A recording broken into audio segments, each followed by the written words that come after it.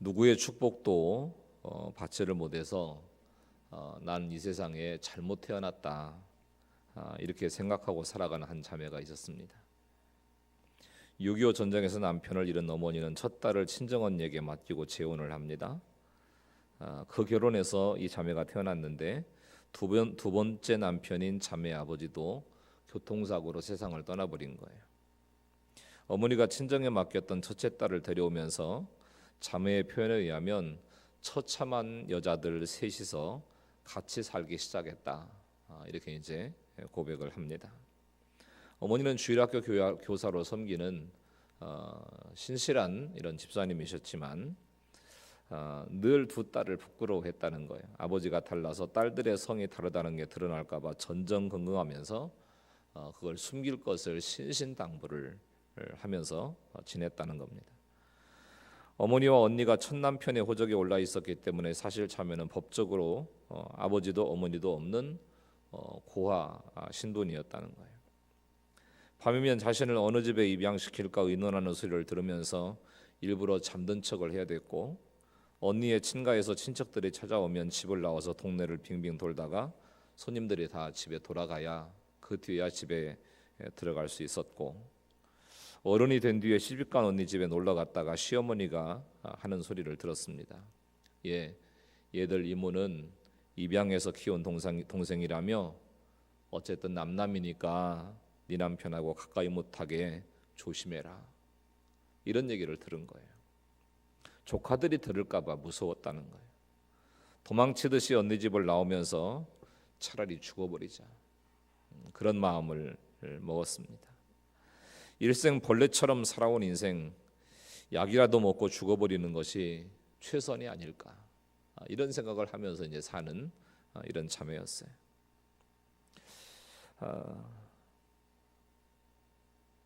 오늘 말씀 27절 말씀을 보시면 이스라엘 자손들의 수가 비록 바다에 모래가 들지라도 남은 자만 구원을 받으리니, 이렇게 말씀을 하시는데, 그 수가 바다의 모래와 같이 많다고 할지라도 구원을 얻는 자가 있고 얻지 못하는 자가 있다는 거예요.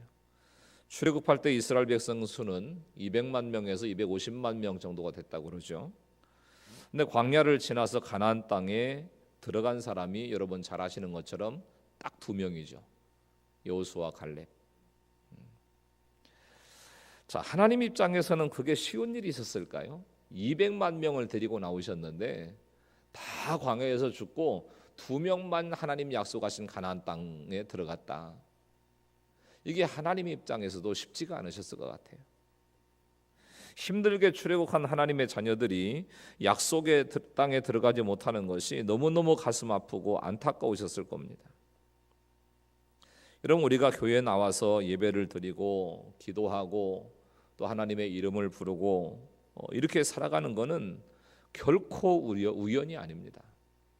어떻게 하다 보니까 신앙의 삶을 살게 됐고 교회 안 나오고 예배 안 드리면 꺼림직하고 그래서 어쩔 수 없이 나오시고 이런 게 아니라는 거예요. 억지로 왔든 습관적으로 왔든 한 번이라도 교회에 발을 들인 것은 결코 우연이 아니고요. 이건 보통 사건이 아닌 거예요. 우리 인생 가운데 보통 사건이 아닌 겁니다. 분명히 하나님의 계획이 있으신 거죠. 내 인생을 향한 하나님의 계획이 있으신 거예요. 하나님의 역사가 진행되고 있는 것입니다. 그러나 교회 왔다고 해서 모든 사람이 다 구원받은 사람이냐, 남은 자냐, 그렇진 또 않죠. 결국 두 종류로 나뉠 거예요. 남은 자로 구원받는 자와 구원받지 못하는 자. 구원받지 못한 자는 하나님의 마음을 아프게 하는 자입니다. 그래서 우리는 모두가 구원받은 남은 자가 되어야 된다는 거죠. 그러니까 나를 지으시고 나를 택하시고 나를 부르신 아버지가 누구신지를 알고 그 아버지께서 주시는 풍요한 삶을 살아가는 것이 하나님을 기쁘게 해드리는 삶이라는 거예요. 세상이 나를 버림받은 자로 여길지라도 하나님의 남은 자가 돼서 구원의 부요함을 누릴 수 있는 그런 복된 인생이 될 수 있기를 예수님의 이름으로 간절히 축복합니다. 오늘 24절 말씀을 보시면 이 그릇은 우리니 곧 유대인 중에서뿐 아니라 이방인 중에서도 부르신 자니라 이렇게 말씀하셨는데, 이 그릇은 하나님의 영광을 나타내는 그릇인데, 영광과 받기로 예비하신 바 긍휼의 그릇인데, 그 그릇이 바로 우리들이다 이렇게 말씀하시는 거예요. 자, 앞에서 말씀드린 이 자매는 아무도 자신을 긍휼히 여기지 않는다고 생각을 하고 살아왔어요. 친엄마도 부끄러워하는 존재, 엄마와 함께 교회를 다녀도 성도 밝힐 수 없는 양간지, 김간지, 박간지 성도 밝힐 수 없는 그런 자매였어요. 그러나 하나님은 그 자매를 부르셨고 또 택하셨고 구원하셨습니다. 누구도 돌볼 것 같지 않았던 그 자매를 긍휼히 여기시고 돌보신 거예요. 이런 기사를 읽은 적이 있습니다. 장애를 가진 아들을 버린 비정한 30대 부모가 범행 4년 만에 체포됐다. 경찰이 조사를 하고 났더니 이 부부는 아들이 선천적 다운 증후군이라는 사실을 수치스럽게 여긴 나머지 익산 장애인 시설 앞에 아들을 버렸다는 거예요. 그리고 메모를 써놓습니다. 정말 죄송합니다. 이 아이는 몇 년 몇 월 몇 일생 성은 이씨입니다. 메모를 남겨놓습니다. 아이를 버렸다는 사실보다 더 놀라웠던 것은 이 부부가 각각 정부 투자기관과 국내 골지의 보험회사에서 근무하는 그야말로 사람들이 선망하는 남부러울 곳이 없는 사람들이었다는 사실입니다. 그러니까 키울 형편이 안 돼서 버린 게 아니에요. 키울 경제력이 안 돼서 버린 게 아닙니다. 그러니까 이 부부에게 다운 증후군을 앓고 있는 아들은 떼어내고 싶은 혹과 같은 존재였다는 거죠. 먼저 태어난 큰아들이 준수한 얼굴에 공부까지 잘하니까 장애를 가진 둘째 아들에 대한 미움과 수치심은 더욱더 깊어진 겁니다. 그래서 일부러 내다버리고는 허위로 가출 신고까지 합니다. 여러분, 이런 이야기를 들으시면 어떤 생각이 드십니까?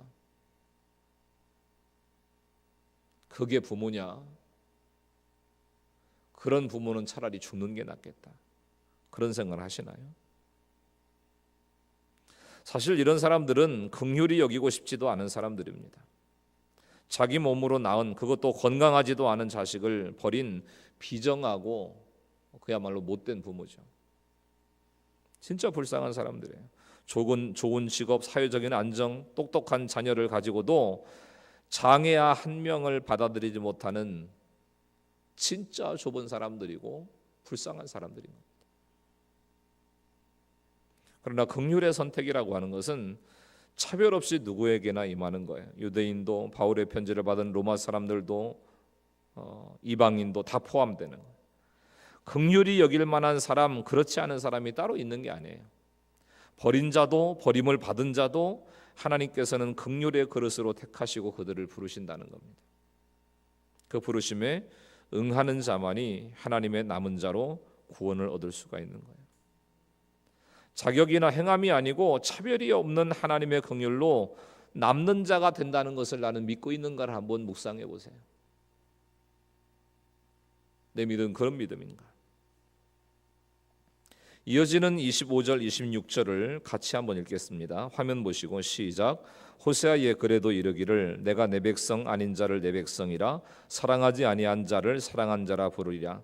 너희는 내 백성이 아니라 한 그곳에서 그들이 살아계신 하나님의 아들이라 일컬음을 받으리라 함과 같으니라. 어떤 분야든 전문가가 있잖아요. 그 분야 중에서도 가장 귀한 것은 영혼 구원이기 때문에 우리는 구원을 전하는 말씀의 전문가가 돼야 돼요. 꼭 목회자뿐만 아니라 믿음을 가지고 사는 예수님의 제자들로 부름받은 모든 사람들이 말씀 앞에 전문가가 되어야 됩니다. 안 그러면 복음으로 사람을 살릴 수가 없는 겁니다. 성경이 있으면요, 말씀이 있으면 의학 지식이 없어도 누구나 사람을 살리는 전문가가 될 수가 있어요. 육신의 생명을 살리는 데는 의학이 필요하지만 영의 생명을 살리는 데는 하나님의 은혜만 있으면 되는 거예요. 하나님의 은혜로 영의 생명을 살려내는 것입니다. 호세아는 바로 그 은혜를 삶으로 보여준 선지자인데 그의 아내는 여러분 잘 아시는 것처럼 부정한 여인이었습니다. 고멜이라고.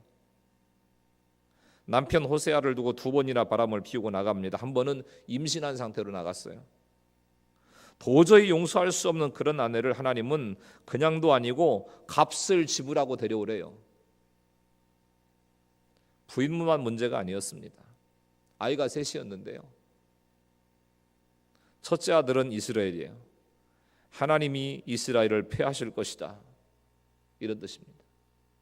둘째는 딸인데 로르하마, 내가 다시는 이스라엘 족속을 긍휼히 여기지 않겠다.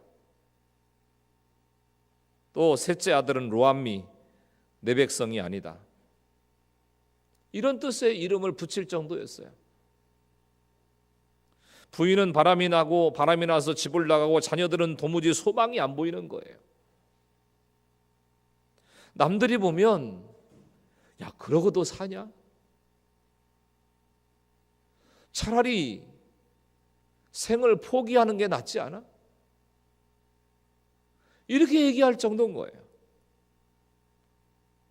여러분, 다운 증후군 아들을 버린 부모처럼 호세아도 얼마나 버리고 싶은 아내고 버리고 싶은 자녀들이었겠어요. 바람난 아내, 하나님께서 패하시고 긍휼히 여기지 아니하시고 내 백성이 아니다, 하나님도 포기해버린 것 같은 그런 자식들을 호세아라고 품고 싶었겠냐는 거예요.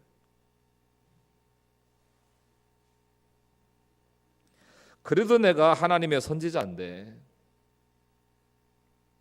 그래도 내가 하나님 앞에 부름받아서 말씀을 전하는 선지자인데 어쩌다가 우리 집이 이런 콩가루 집안이 됐는가, 얼마나 탄식을 했을까요? 그렇다고 호세아가 하나님 때문에 억지로 고멜을 데려왔을까요? 저는 선지자로서 말씀을 적용하느라고 용서할 수 없는 부인, 내가 인정이 안 되는데 그냥 반강제로 그 아내를 다시금 데려왔다, 저는 그렇게 생각하지는 않습니다. 하나님의 은혜가 있었기 때문에 호세아에게도 그래도 고멜을 사랑하는 마음이 남아 있었지 않았을까. 그러면서 이 호세아 시대는 이스라엘이 멸망 직전이에요. 멸망 직전. 그러니까 호세아는 자신의 가정을 바라보면서 망하기 직전 이스라엘의 영적 암흑을 바라보게 된 거예요.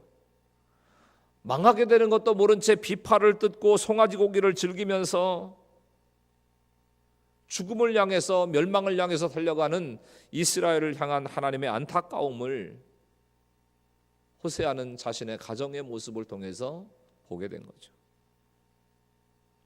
그러면서 그 하나님의 사랑에 공감하면서 이스라엘 백성을 그럼에도 사랑하시는, 그럼에도 품으시고 긍휼히 여기시는 하나님의 사랑과 그 은혜를 생각하면서 문제 많은 아내 고멜과 자녀들을 사랑할 수 있었을 거다. 콩가루보다도 더한 자신의 가정을 통해서 다른 가정의 문제를 공감하고 함께 아파하고 함께 애통했을 겁니다. 그래서 함께 울고 함께 기도하면서 하나님의 백성이 아닌 자를 하나님의 백성 되게 하고 사랑치 아니한 자를 사랑하는 자가 되도록 하나님의 사랑을 힘써 전하게 된 거죠. 여러분, 사랑이 우리를 남은 자 되게 하는 거예요. 사랑이. 호세아의 사랑은 부인을 변화시키고 이스라엘을 변화시키고 수천 년이 지난 지금 우리의 마음에도 사랑의 울림을 전하고 있는 겁니다. 아무리 용서할 수 없고 가망이 없는 사람일지라도 사랑으로 살릴 수 있다는 것을 우리에게 가르쳐주고 있는 거예요. 생각해 보십시오. 하나님도 버리신 것 같은 그 사람, 도저히 용납할 수 없는 그 사람이 있는가, 내 인생 가운데? 도저히 안 되는 사람. 그러나 가망이 없는 나를 살리신 하나님 때문에 가망이 없는 그 사람들을 찾아가서 내가 복음을 전해야 된다는 이 사명이 느껴지시는지,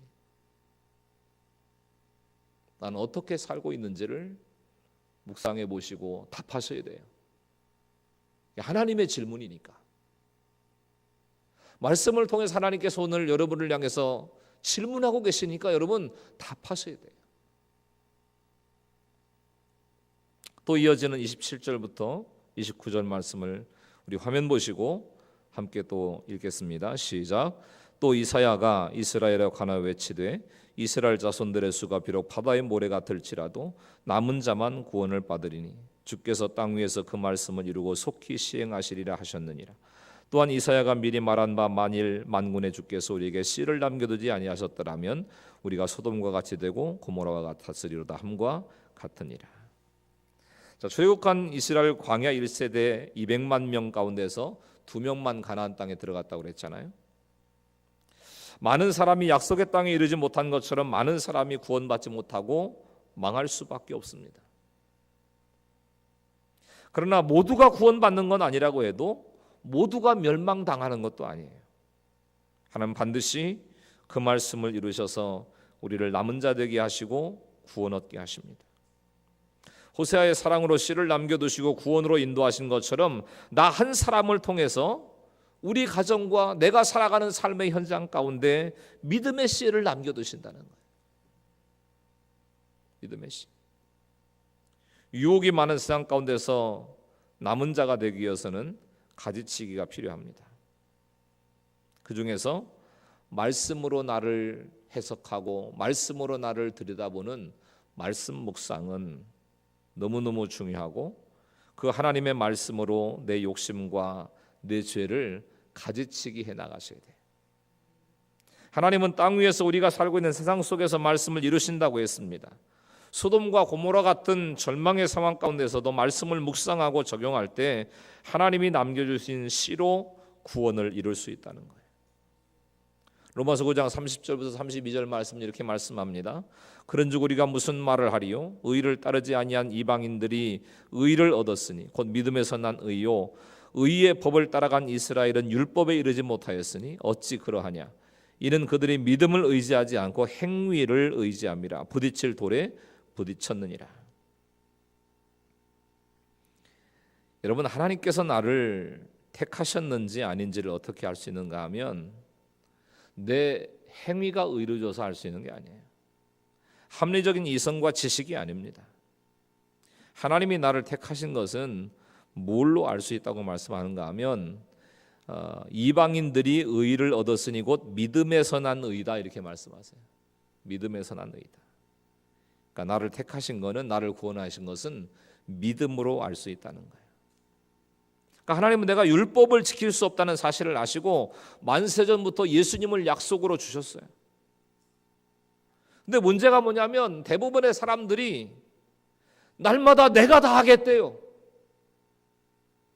나에게 예수님을 주셔서 그분의 말씀과 그분의 능력과 그분의 인도함 앞에 순종해서 그 인생을 살아가라고 말씀하시는데 내가 다 하겠대요. 그리고 인간 승리를 외쳐요. 내 능력이 대단해서. 그렇게 행위만 부르짖으니까 의지해야 될 예수님도요, 매사에 부딪히는 걸림돌이 됩니다. 내 인생의 걸림돌인 거예요. 예수님은 이거 해라, 이거 하지 마라, 이거는 먹어라, 이건 먹지 말아라, 와라 가라, 요구하는 게 많으니까 예수님도 내 인생의 걸림돌처럼 느껴지는 것이죠. 그러다 보니까요, 날마다 내가 다 한다고 인간 승리를 외치고 행위를 부리짖다 보면 성경 말씀도 걸림이고요, 걸림돌이고, 고난이 와도 걸림돌이고, 축복이 와도 걸림돌이에요. 왜냐하면 고난이 오면 왜 내 인생 가운데 이런 고난이 오냐 그리고 부딪히고요, 축복이 오면 내가 잘나서 복 받은 것처럼 부딪혀요. 또 행위가 근거가 되면, 율법이 근거가 되면 부딪히는 돌처럼 살아간다. 그래서 33절 말씀에 기록된 바 보라, 내가 걸림돌과 거치는 바위를 시온에 두노니 그를 믿는 자는 부끄러움을 당하지 아니하리라 함과 같으니라. 행위에 의존하는 사람은요, 밤낮 내 자랑하느라고 부딪히는 돌과 거치는 돌이 됩니다. 내가 너무 의롭기 때문에 다른 사람이 하는 짓이 눈에 거슬려요. 왜 저것밖에 못하냐, 왜 저렇게 사냐, 그걸 비판하느라고 인간관계도 늘 부딪혀요. 원만한 관계가 없는 거예요. 서두에 등장했던 자매의 어머니는 주일학교 교사이면서도 두 딸의 아버지가 다르다는 걸 숨기려고 전전긍긍했어요. 그러니까 행위에 의존하고 살아가는 사람들은 부끄러운 게 많아요. 체면체릴 게 많다고요. 체면체릴 게. 외적으로 완벽하게 보여야 되기 때문에 내 실수나 상처를 숨기느라고 누구보다 힘들게 살아갑니다. 아닌 것처럼 하고 살아가야 되니까. 아프면 아픈 걸 얘기하는데 안 아프다는 거예요. 상처가 나서 피를 줄줄줄줄 흘리고 있으면 어디가 찢어졌고 어디가 아프다고 얘기를 해야 되는데 자기 혼자 피를 흘리면서 아무도 모르게 감추는 겁니다. 그렇게 피땀 흘려서 지은 내 행위의 집에 반석이신 예수님이 떨어져서 무너진다면 그게 축복인 거예요. 그 반석이 내 인생의 집을 무너뜨려도 우리 집안의 모퉁이의 돌이 되시는 너무나 고마운 돌인 거죠. 행위를 가장하고 숨겨서는 부끄러움을 피할 수가 없습니다.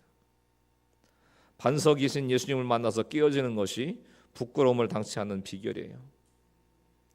그래서 진짜 믿음은 부끄러움이 없는 거예요. 그러니까 내 약점도 오픈이 되는 거죠. 하나님은 100% 오르시고 나는 100% 죄인이다. 무슨 더 할 말이 있어요? 무슨 더 할 말이 있습니까? 저를 믿는 자마다 부끄러움을 당치 아니하리라. 행위로는 부끄러움의 문제를 해결할 수가 없어요. 오직 믿음으로 해결할 수 있는 것입니다. 믿음은 뭐냐? 내가 완전하지 않다는 거예요. 내가 죄인이라는 것을 인정하는 겁니다. 누가 나의 수치와 죄를 지적해도 믿는 사람은 이미 스스로의 죄를 인정하고 있기 때문에 부끄러움을 당하지 않아요. 내 자신의 죄인이라는 것을 인정하기 때문에. 세상에서 완전한 사람이 어디 있습니까?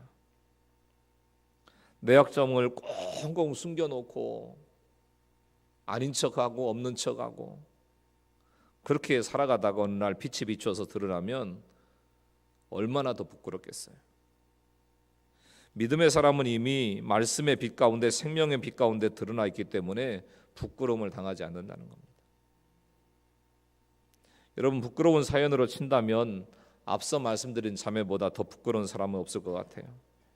아버지가 없는 환경, 호적이 다른 엄마와 언니마저 자신을 부끄럽게 여겨서 입양해 왔다고 거짓말하는 그 자매 존재 자체가 부끄러움의 대상인 거죠.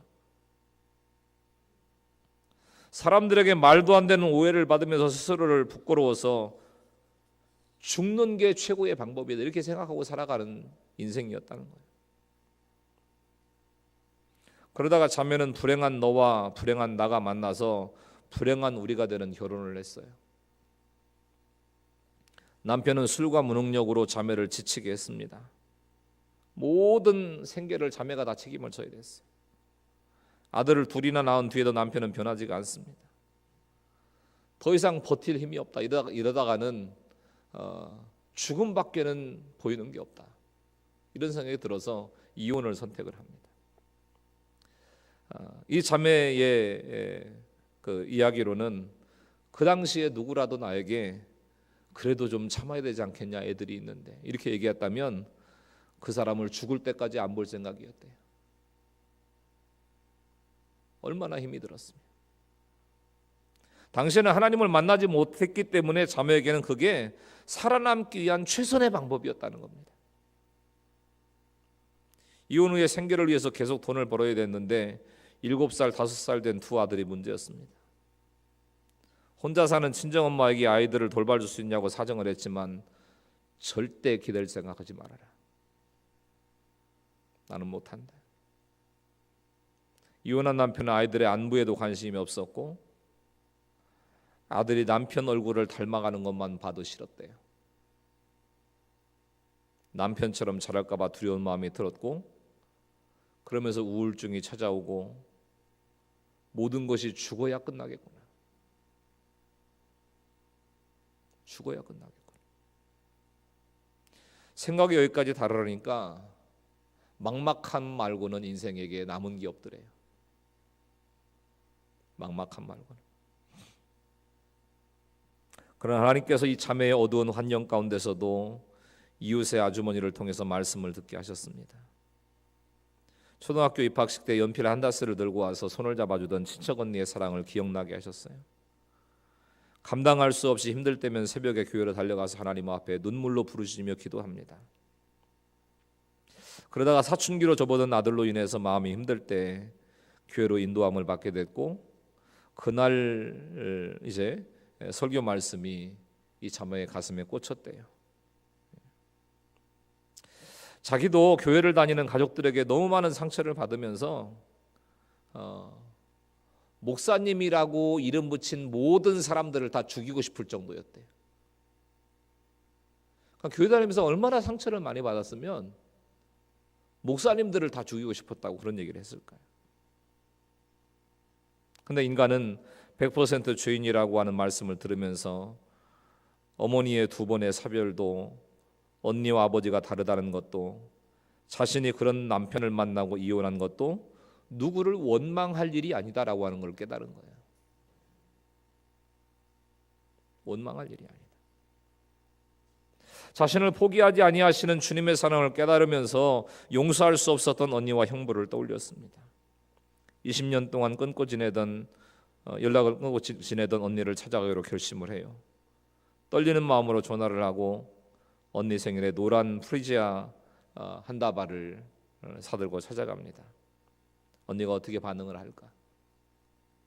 또 뭐 도와달라고 하러 온 거 아닌가 싶어가지고 또 벌레처럼 생각을 할까? 조카들은 어떨까? 그리고 두렵고 떨렸는데 언니는 눈물을 글썽글썽하면서 맞아주었고 조카들도 반겨주었답니다. 자매님 모든 일들이 너무나 기쁘고 감사하다고, 이게 말씀의 위력이라고 간증을 했습니다. 여러분, 교회를 다니고 신앙생활을 해도요, 집집마다 인생마다 해결되지 않은 부끄러운 문제들이 있어요.